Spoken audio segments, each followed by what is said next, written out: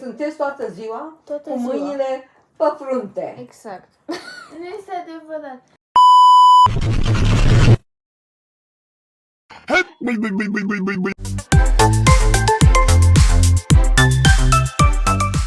De ce m-am trezit acum, mama? Că mi-e foame. Că eu Nu! S-a trezit pentru că am trezit-o eu. Nu este Bă, adevărat. mai dorm mult. Nu este adevărat. Bă, Alessia, ți pun alarma. Și-a pus alarma la 12 noapte.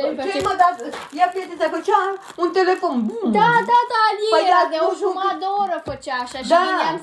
când i-am zis face... Bă, dacă nu m-am uitat, ce cu e păcat? Și n-ai oprit tu. Păi l-am oprit, dar nu știam că se oprește prima dată. Și eu mă trezisem la și jumate și la și jumate am observat. Deci de o jumătate. Dacă m-am uitat.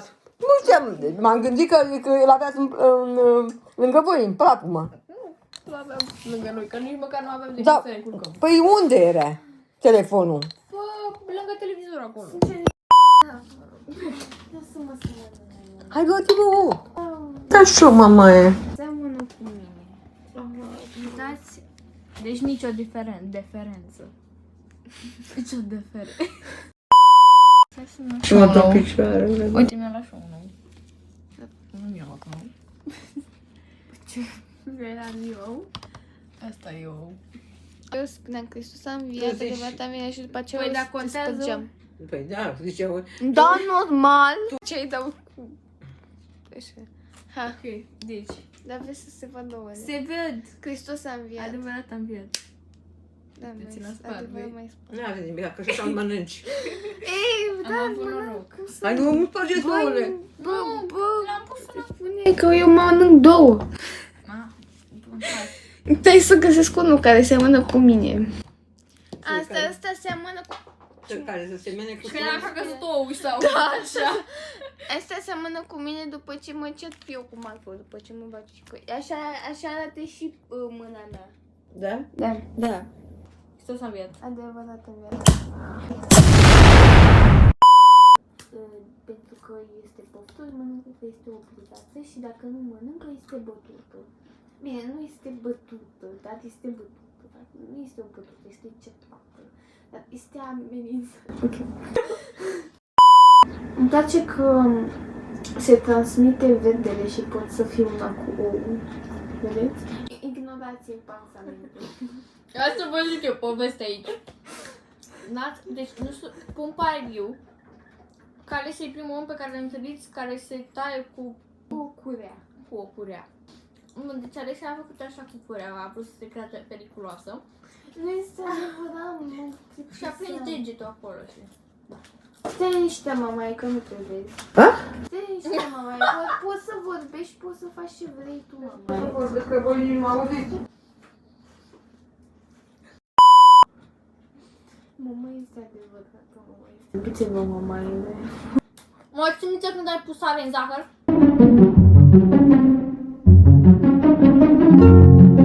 Eu mă duceam și mâncam zahăr și știam că dacă mănânc zahăr, îmi merge creierul și o urmăream pe toată casa și ce. Și a pus sare în zahăr ca să găsească soluție, să nu mă mai transform Mai în țin minte dinozaur. când ne jucam cu păpușele alea care se dezmembrau? Oare l-am cu toporul de asta. Măi, Nu mi-amintesc. wow! Un pic de cozonac? Nu e ok. Nu? După ce îți oferă ceva bun. Dar nu vreau. Nu vrei, mama? Nu,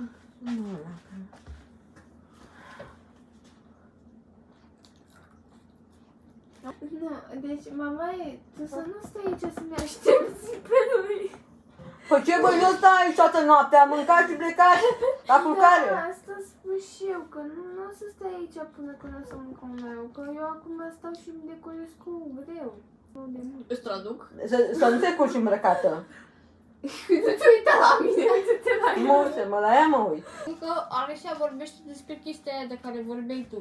Ce, mamaie? Că se spală ouăle. Da, că trebuie să speli ouăle sau că trebuie să te speli pe mâini după ce, după ce pui mâna pe ou fără să fie făcut că au nu știu ce ouăle și poți să te Ce îmbolnăvești. ziceai tu? Da, păi, nu, ouăle, deci, ouăle, când cumperi ou, de exemplu, da? Sau când iei ou de la găină, nu trebuie să speri. Atunci. Deci ele se păstrează așa cum le-ai luat în cuib. Până vrei să le mănânci. Până vrei să le mănânci. În momentul în care vrei să folosești, le speli și le pui, uneori să știi că le speli și cu buvetul, așa că nu să ia ușor, că au mizerie. Unele ouă au mizerie, pentru că ele zice că ele, deci în momentul în care ies în găină, ies cu o peliculă care, da, adică au o protecție.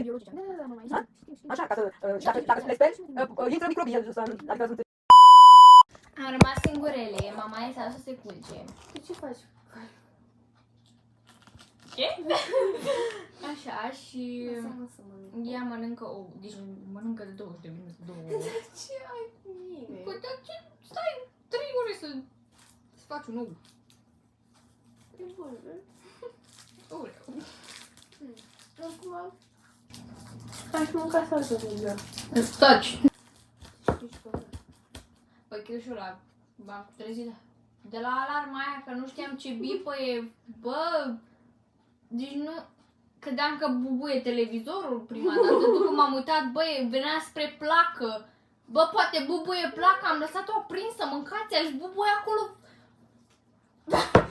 Și tu mă uit să văd ce naiba ar putea să fie laptopul, bă, ce este, că eu nu vedeam telefonul, că era cu susul în jos și era pe aia neagră și nu vedeam de aia neagră, că se camufla.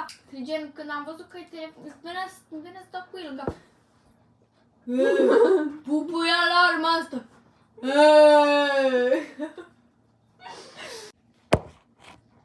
Ia că și o gumă pe jos mă bate dacă nu o pun înapoi. S-a dus să pună Acum guma știi, înapoi. știi pentru ce era partea asta albastră? Pentru? Ca să șteargă minele stilou. Nu o șterge nimeni. Păi aia zic! A fost întrebarea aia foarte cunoscută că care a apărut primul? Ou sau găina?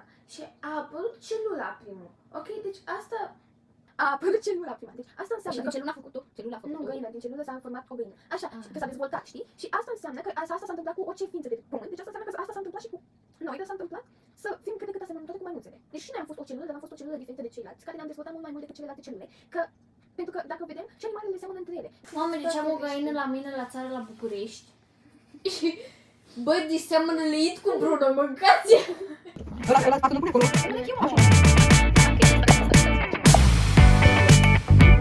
Hai, ia, uite, tot așa.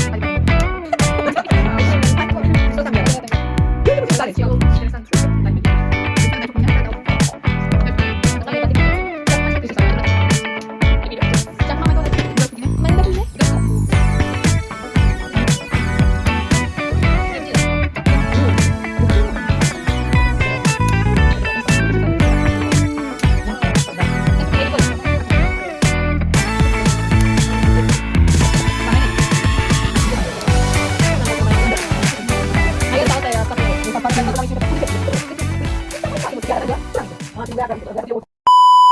Thanks for watching!